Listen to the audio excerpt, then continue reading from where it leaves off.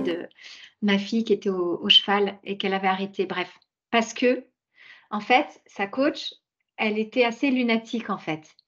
Et moi, j'essayais d'expliquer à ma fille, en tant que bonne coach, de prendre ça comme un cadeau de la vie, en lui disant, ça va être Et là, ta parfois fille, elle t'a dit, maman, j'ai 15 ans ou 12 ans, ou je sais pas, exact. Non, je ça peux passe pas pas. voir les choses comme ça. Non. Mais alors, donc, je lui disais, cette dame, si elle est comme ça avec toi, c'est pas à cause de toi. C'est qu'elle a des soucis dans sa vie avec d'autres choses et que ça, elle le partage comme ça. Mais ça n'a rien à voir avec toi. Mais un jour, mais moi, du coup, j'avais tellement de bienveillance envers cette femme. Ma psychothérapeute, elle m'a dit, mais Hello, stand up, vas-y, défends ta fille, en fait. Elle n'a pas à agir comme ça avec ta fille. Et tu as le droit de lui dire que c'est une conne. Et moi, c'est Ouais. vrai que de par mon éducation, je pense, en fait, je ne m'autorise pas à... Quand je pense que quelqu'un est con, je ne vais pas aller lui dire, mais putain, mais t'es une grosse conne, toi. Et tu vois, c'est quelque chose que je ne m'autorise pas à faire. Par contre, étant vraiment une maman lionne, je ne sais pas si un jour j'aurais... Et puis, ça fait peut-être pas partie de mon vocabulaire non plus. Et donc, du coup, je protège mon enfant autrement. Ou pas d'ailleurs, ça fait aussi partie de mon cheminement de vraiment protéger mes enfants autrement en leur laissant vivre ce qu'ils ont à vivre. Tu vois, donc que ma fille, mais pour que ma fille puisse se protéger elle-même plus tard, je pense qu'à un moment donné, le jour où ça se présentera, moi, ça m'a mis une petite lumière en me disant, le jour où ma fille, elle a besoin pour que je la protège et qu'un jour, elle-même se protège vis-à-vis de gens agressifs, qu'elle a besoin que je dise à quelqu'un, ou avec mes mots peut-être, mais que cette femme n'a pas à agir et à parler comme ça à ma fille, ça c'est hyper important parce qu'on est des modèles pour nos enfants, ça il faut vraiment jamais l'oublier, quoi. Ouais. Moi, je suis une tati lionne. Tu vois, toi, tu es une maman lionne, moi, je suis une tati lionne. Ouais. Et je suis pas en train de prôner la violence, tu vois. Je pense qu'il vaut mieux arriver à discuter, mais des fois, Ouais. mon neveu, quand il était tout petit, c'était à la maternelle, tu vois, il se faisait embêter par un gamin.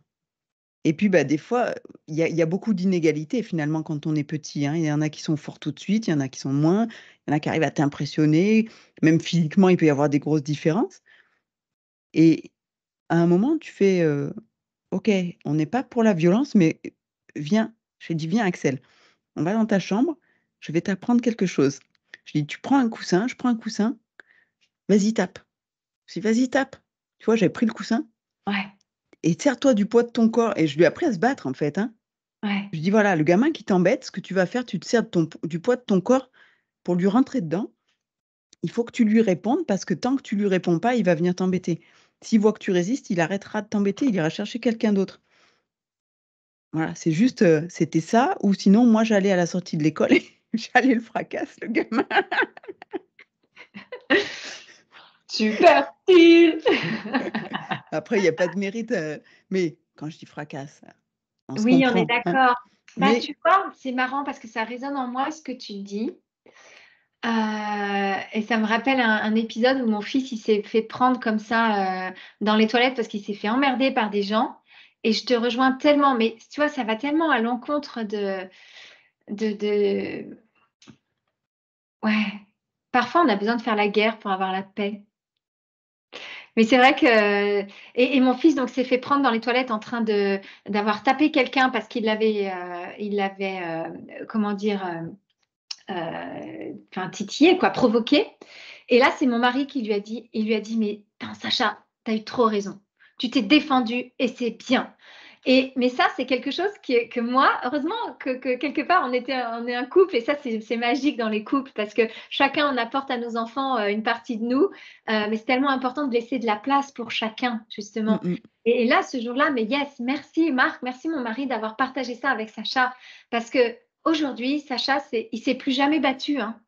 Mais Mmh je mh. pense que rien que le fait d'avoir eu confiance en lui et que c'était le bon moment pour lui d'aller se battre avec cette personne, c'était dans les toilettes, il y a rien eu vraiment de méchant, hein. Attends, il lui a pas cassé les dents ou enfin, tu vois, c'était plus, j'ai envie de dire, c'est plus symbolique, mais il était là le symbole, hein, il était quand même bien là.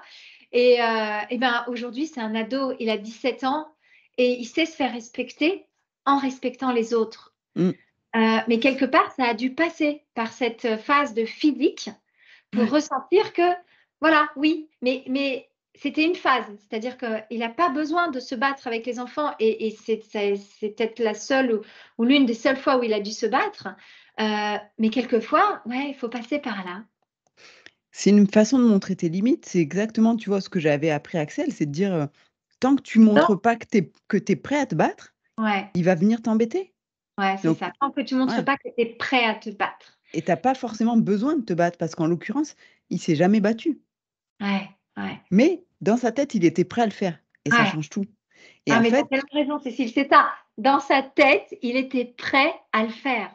Parce que s'il y a toi, besoin, avec je ton vais y aller, quoi. exercice, tu lui as montré qu'il était capable. Ouais, Yes. et en fait, moi, j'ai réalisé que j'ai été comme ça toute mon enfance ou adolescence. C'est que moi, je suis toujours sortie en me disant: «OK, s'il faut se battre, je vais me battre, hein, pas de problème, quoi». Et bah, du coup, personne m'a jamais emmerdée, hein. Ah ouais. Moi, j'étais pas du tout dans ce mode-là. J'étais plutôt réservée, plutôt je me souviens là, les grands au lycée, il y avait des grands dédés là qui faisaient 2 mètres de haut et ils étaient 2 tout le temps. Et moi, j'en avais peur de ces gars-là parce qu'ils prenaient certaines personnes. T'imagines au lycée, hein, on a Ouais. 15, 16, 17, hein, Ouais. c'était plutôt 15 ans. Ils te prennent et ils t'accrochent au porte-manteau. Ah, moi, j'ai jamais eu à vivre ça, mais en fait, je suis plutôt du genre à esquiver, tu vois. Mmh mh. Je veux pas me confronter à eux parce que je sais que j'ai pas la force physique, ni la posture, ni rien pour. Et du coup, je suis plutôt à esquiver. Ouais, c'était mon attitude de fille Après, réservée quelque part, ouais. ouais, moi, j'ai Et pas pourtant, forcément à la l'époque, force je faisais du physique, hein. jiu-jitsu, hein. Ceinture Ah verte, ouais. attention. Mmh. Moi, j'ai pas forcément la force physique et j'ai fait de la boxe française, mais bien plus tard. Ouais. Mais c'est juste, en fait, je pense qu'à un moment, j'ai pas assez peur. Donc moi, je vais me défendre, jusqu'au bout, quoi. Ah ouais, j'ai jamais eu vraiment ce genre de situation. Je vais plutôt être dans la défense. Euh,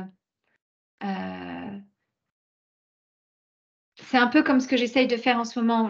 Plutôt que de vouloir convaincre les gens, je vais les convaincre d'une autre manière, c'est-à-dire juste en étant qui je suis. Donc c'est plutôt ma façon d'être. Euh, Peut-être que ma façon de me battre avec ces gens-là, ça va être justement de ne rien faire. Mmh mh.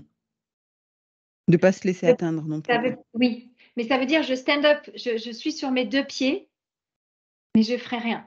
Mmh mh.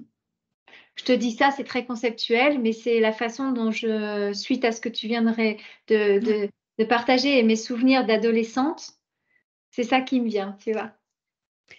Moi, je pense Aujourd'hui. beaucoup plus comme Mmh. ça aujourd'hui Ah ouais, de de ouais, comme je disais dans un autre épisode, tu sais, c'est de donner de l'amour et d'être dans la compassion finalement, de dire: «Si toi tu réagis comme ça, que tu m'agresses ou que tu es désagréable c'est que ça va pas bien quelque part dans ta vie et du coup je compatis avec ça et je te souhaite mmh, juste que ça s'arrange».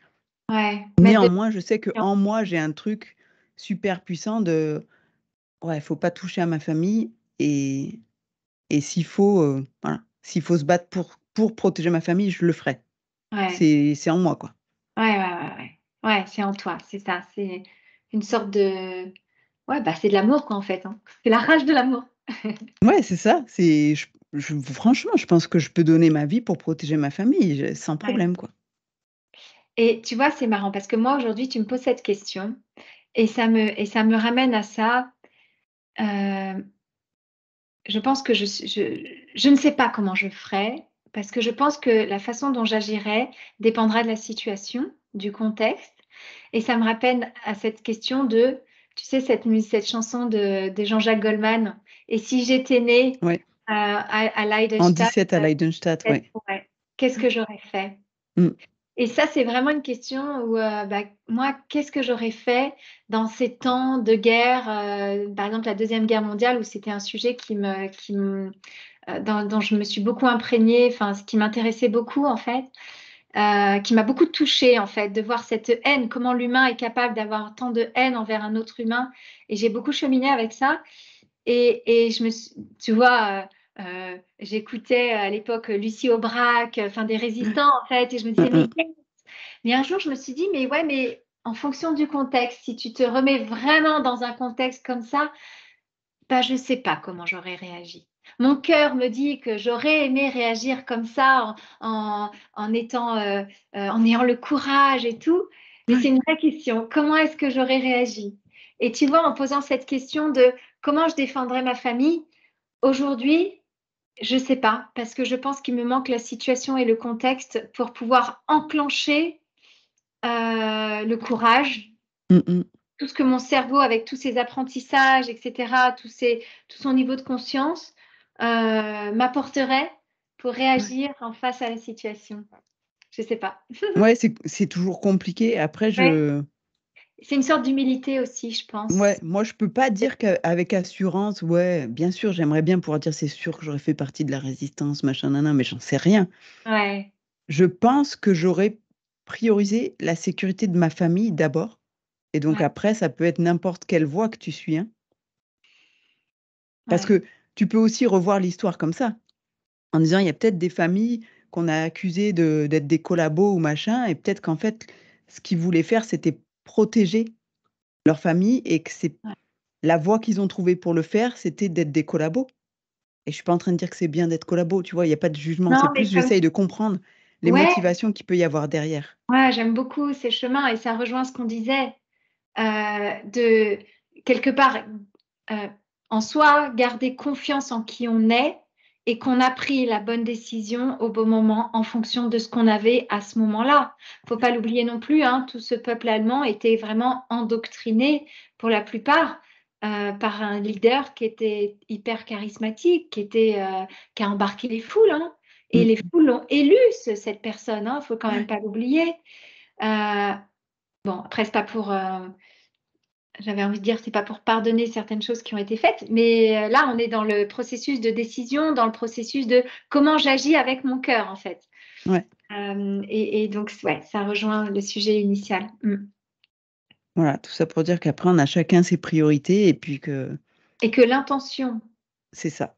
que tu décides de mettre sur le courage et sur tes agissements, sur les actions que tu prends,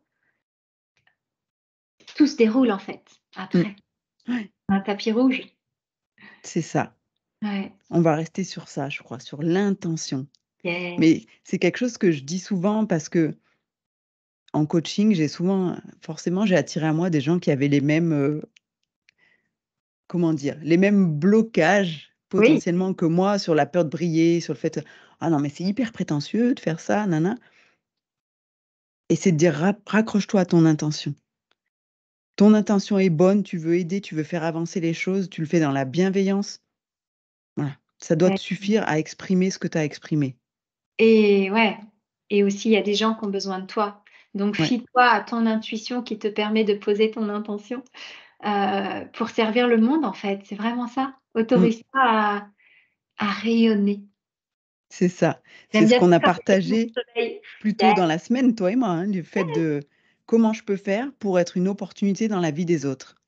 ouais, Bah, c'est il ça, faut que j'exprime qui je suis, il faut que je montre ce que je peux apporter et ceux ouais, qui en auront besoin viendront le chercher, viendront le prendre. ouais, tout à fait.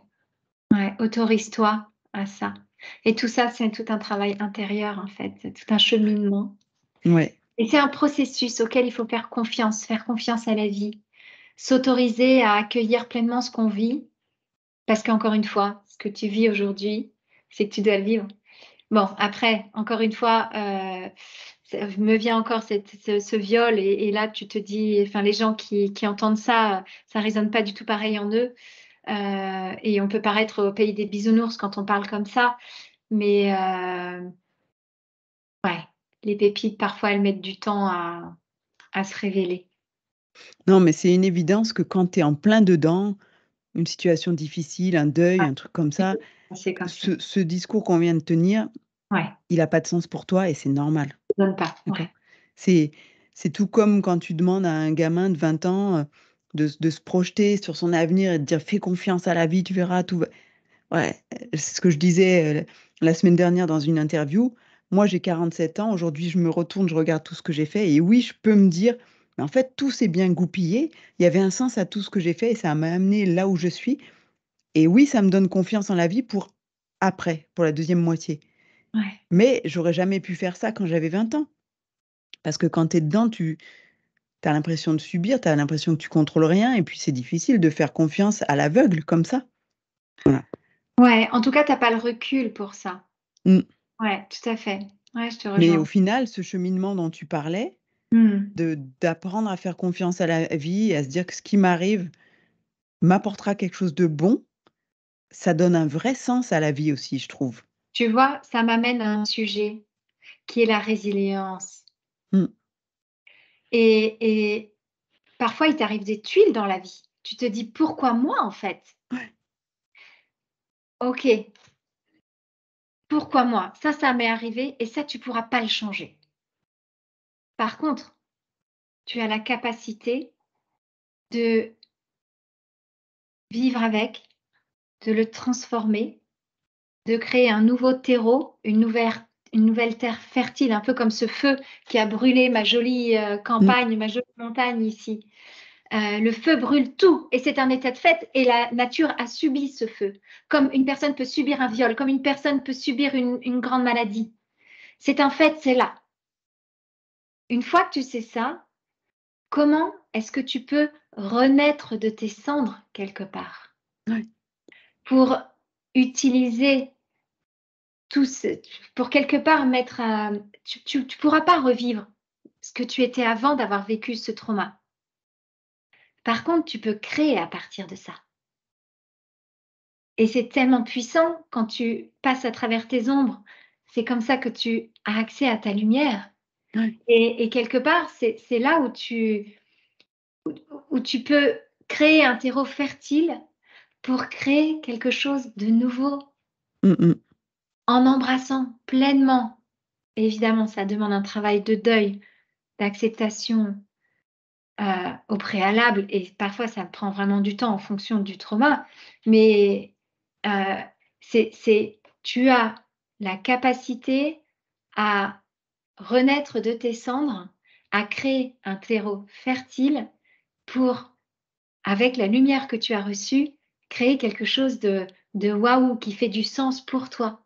Ouais. Et c'est vraiment ce qui se passe dans ma campagne. Maintenant, quand je retourne faire mes coachings là-bas, c'est tout vert. Alors oui, on voit encore la présence du feu, Ouais. les branches qui sont complètement noires.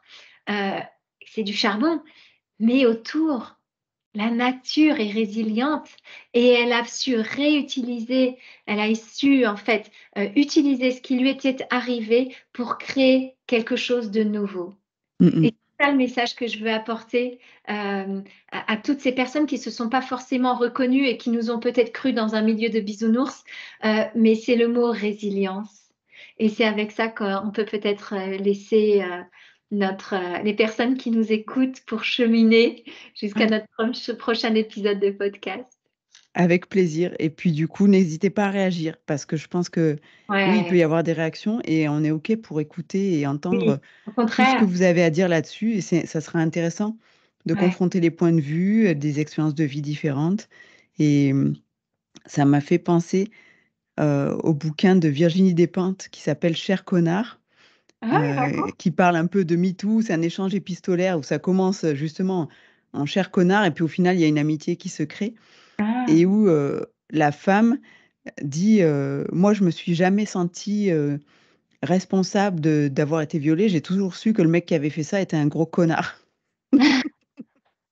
et Ça j'ai c'est trouvé que fort, c'était super ça beau. c'est C'est fort. simple, mais c'est Oh juste: my God. «OK, c'est pas ma responsabilité, j'ai croisé un gros con». Voilà Mais ça, c'est et je dur, hein. C'est déjà elle, le fait d'arriver à cette conclusion-là, c'est tout un cheminement, ouais, ou pas, mais enfin, il y j'imagine, a des ouais. gens qui arrivent plus ou moins facilement, mais c'est tout un cheminement avant de Mmh, pouvoir se déculpabiliser de ce qui t'est arrivé. mmh, mais je trouvais que c'était inspirant de le voir Hyper, aussi comme ça. ouais, bien sûr. Je dis pas que c'est pas inspirant, je dis, je suis d'accord avec toi, c'est hyper inspirant de pouvoir voir ça et avant de voir ça, tu vois? C'est Ouais. pas évident. Ouais. Sur ce, Bon, eh bien, on un se revoit immense merci bientôt. Cécile pour ce partage Merci à toi, Hello. haut en couleur et puis, rendez-vous pour le prochain épisode de notre podcast À et merci à bientôt. toutes celles qui nous ont écoutés. À bientôt. Bye. Bye.